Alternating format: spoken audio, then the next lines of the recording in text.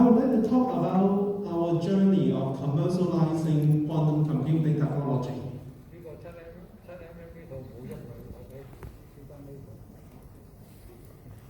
Well, there's no doubt that quantum computers are very powerful.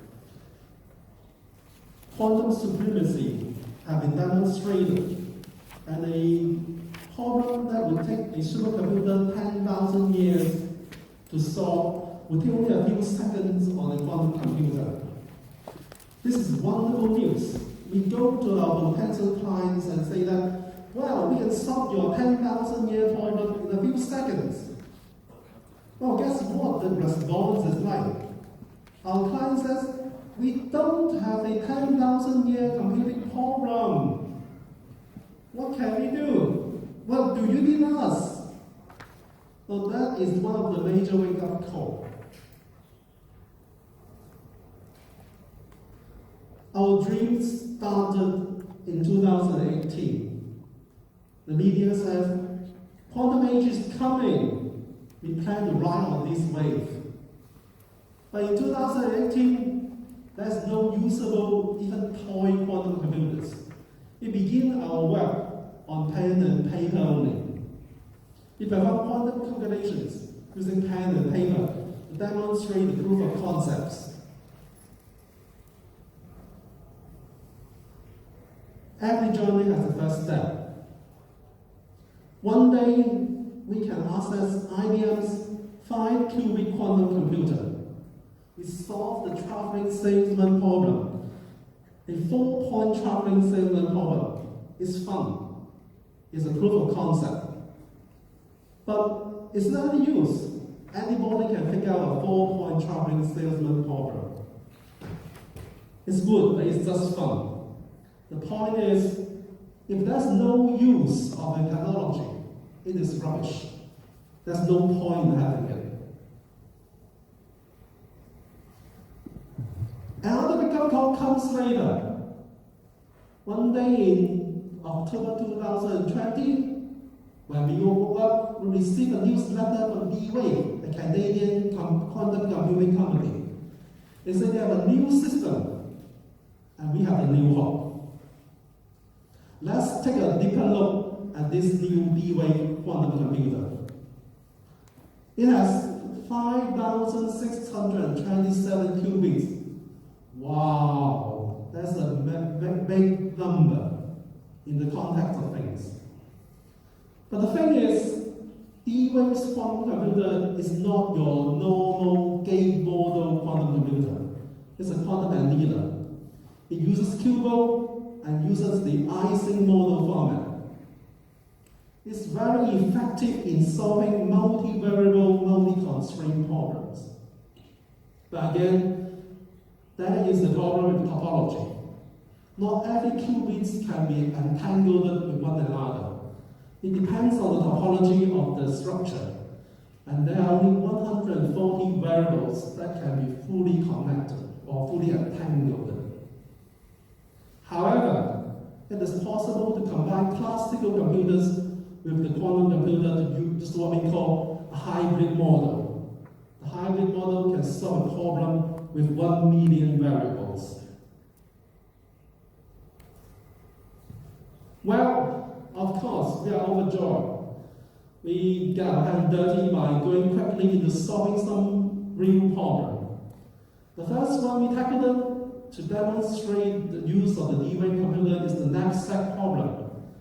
It's a very simple problem. Basically, you have a knapsack, you have various objects of different weights and different sizes and different costs. What is the optimum combination that you can put into the knapsack? With a small problem, let's say 7 items, D-Wave takes 2.6 seconds to solve it. Using simulated annealing on our trusty old computer, it took 0.025 seconds. Clearly, there's no advantage in a small problem. For a larger problem with 68 items, the D-Wave quantum computer took 2.52 seconds. Well, you can say there's an anomaly here, but basically it's something to do with the setup of the quantum computer before calculations can be undertaken. But here you can see that the classical computer is taking almost 0.8 seconds. For a very large problem, DRAM is scaling up nicely. It took about less than a second more. But for the simulated annealing on the classical computer, it's almost a minute. And for a huge problem with over 3,000 objects, the DRAM computer took under 10 seconds, while the classical computer took 7 minutes. Yes, the main theme has emerged. Quantum computer is fast. But there is an overhead in actual computations. And for small problems, there's no advantage.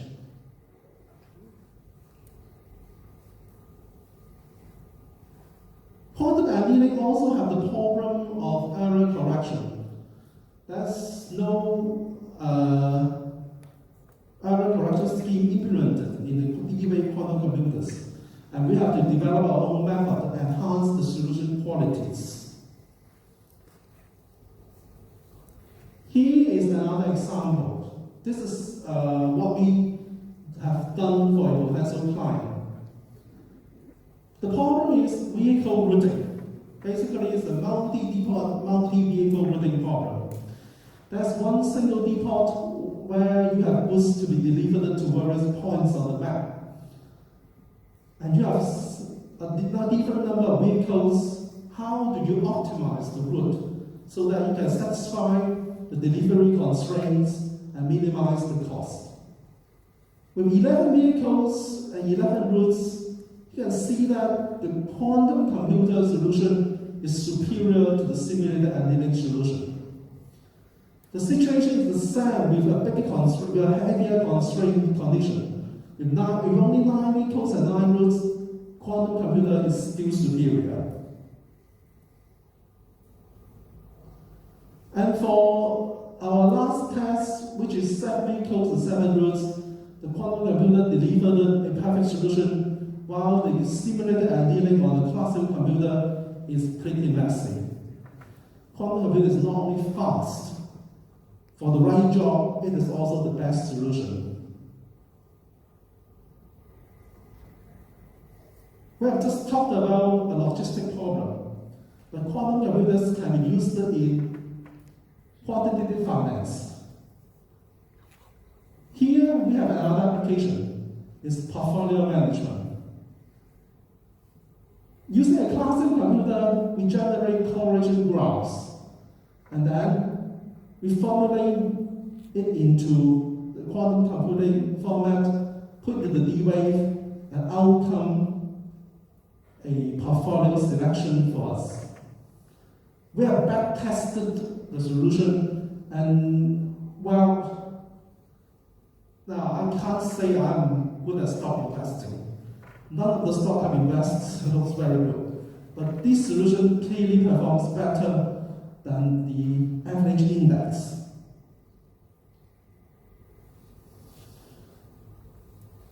Well, let's now talk a little bit about the way we provide our service.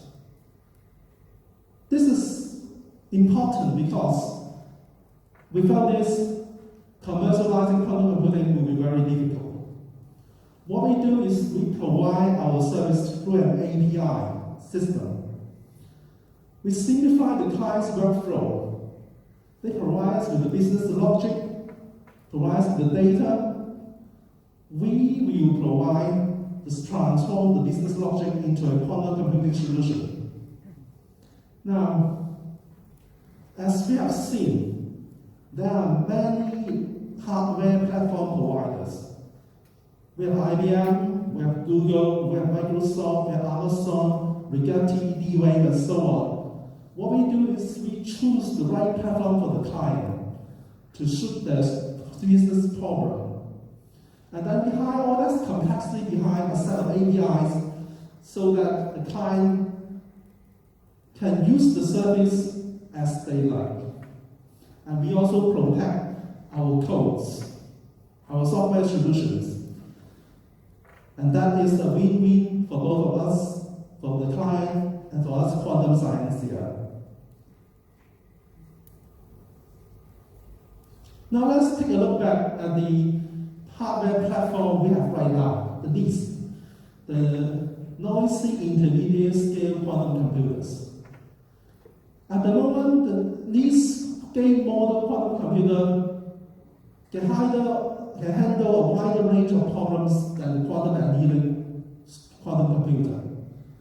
But the best we can do, take IBM, is 127 qubits. With error correction, we waste 60 to 80% of the qubits. Now, with around 10 to 20 qubits, there are not many useful problems that we can solve. What do we do? How long shall we wait for millions of qubits to come along? They say 3 years, 5 years. But are we going to get there? Remember, error accumulation goes up exponentially as the complexity of your problem, as the complexity of your quantum circuit. Should we give up? Should we explore other opportunities? What should we do at this point?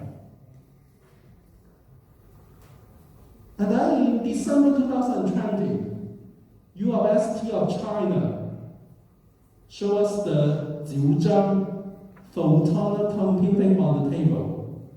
It is fast. It performed a calculation in 200 seconds that will take a supercomputer 2.5 million years to complete. Aha, you say, that's our savior. But wait, it is non-programmable. Well, we still have to wait. And then in 2022, June 2022, Xanadu of Canada gave us photonic computing in a chip. This is good news. It is photonic computing on the cloud. It is programmable, fault-tolerant, and scalable through optic fiber. This is much closer to what we want. Well, there's a debate here whether you should go the superconducting route or the photonic route. Here, we have a solution that is much more, shall we say, superior in the photonic computing on the chip. Xanadu also provides a software library which allows us to do optimization, quantum machine learning, quantum chemistry.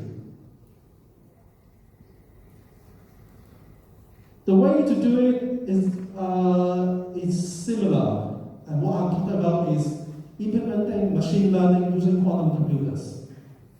In the classical computer case, we pre-process the training data, train the machine learning network. Once we have built the model, we can use the application. Again, we have classical data, but we need to put them into a format usable by the quantum computer. We go through the photonic chip. Once we have the model, once we have the parameters, we can do machine learning tasks efficiently. Of course, we can't wait to put this to test. And here we have character recognition by photonic quantum computer, and we have compared them with the classical computer. The green dots and line is classical computer. The purple dots and line is the Xanadu photonic computer.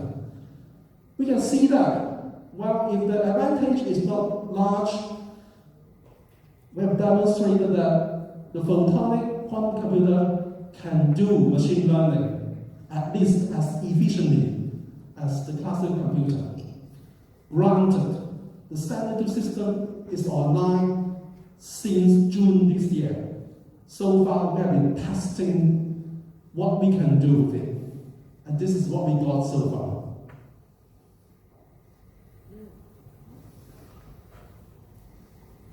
We would like to do more work with photonic quantum computers.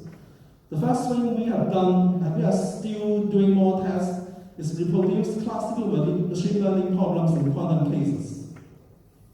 We will also like to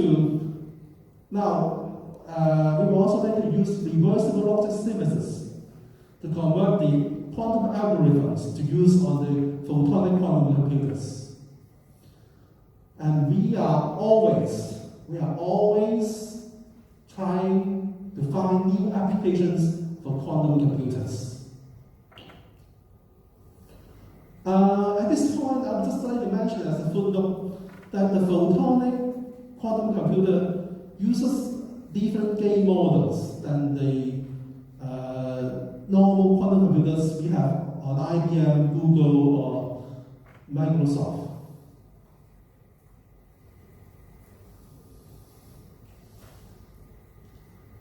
Well, our dream started in 2018. And along the way, we have many problems, we have many difficulties. I will go into our difficulties in a bit more detail later. But now, we can see that it is not just a dream. We can solve real-world problems using quantum computers nowadays already. We focus on optimization. We focus on using quantum computers on finance. We are actively exploring quantum machine learning, and we know that we can handle logistic problems and many more.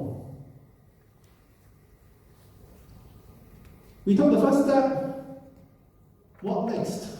What next for us? What next for Hong Kong? What next for GBA? What next for China? What next for the world? Right now, what we need is cash. The C stands for coding experts. Quantum circuits are not easy to create. It takes a lot of expertise, a lot of time, and a lot of effort. And we need training so that we can have a new generation of coders who can do quantum programming. Right now, talent is in short supply. Next, A stands for application discovery. With such a good tool on our hands, we need to find more problems for it. We need to exploit all the opportunities that the world can give us. S stands for support by government and industries. Yes, we need funding. We need funding here on the ground in Hong Kong. We need funding by the government and funding by the industries. We need opportunities. We need the opportunities to do real work. We are not asking for money for nothing. We are asking for money so that we can create value. And then, hardware development, that's the H. Google, IBM, Microsoft, D-Wave, Amazon, Rigetti, and so on and so on. What is the common point? They are all Western companies. Geopolitical tension was mentioned today. China is under the crosshair of the West. When this sensitive technology is in the hand of the West, I do not need to spell the implications for you.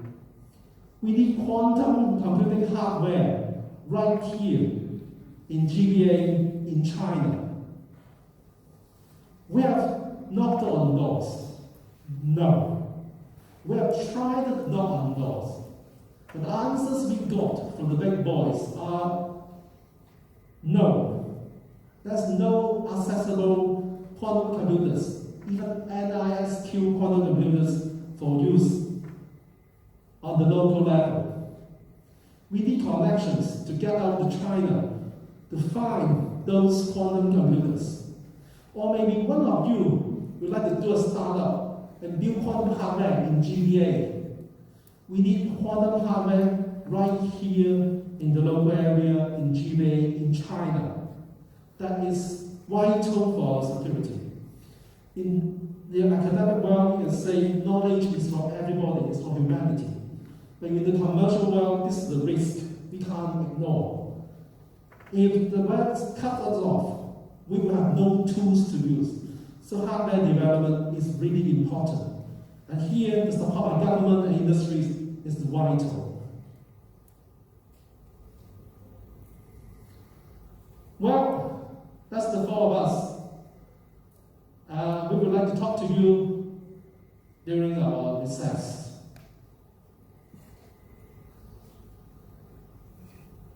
We started in 2018 with our dream. We started with no government funding, no industry funding. We persist in our aspiration and beliefs until now, and we are seeing the light at the end of the tunnel. We are seeing opportunities, we are seeing possibilities right now. But we can only stand, we can only come so far because of our families and friends. And also, I would like to give a big thank to HKBC for support and encouragement.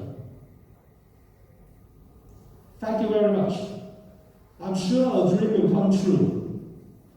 We would like to talk to you about applications, about possibilities, about what we can do for you, about what we can do together to bring quantum computing to the real world, to Hong Kong, to GBA, to China. Thank you very much. Thank you very much, Dr.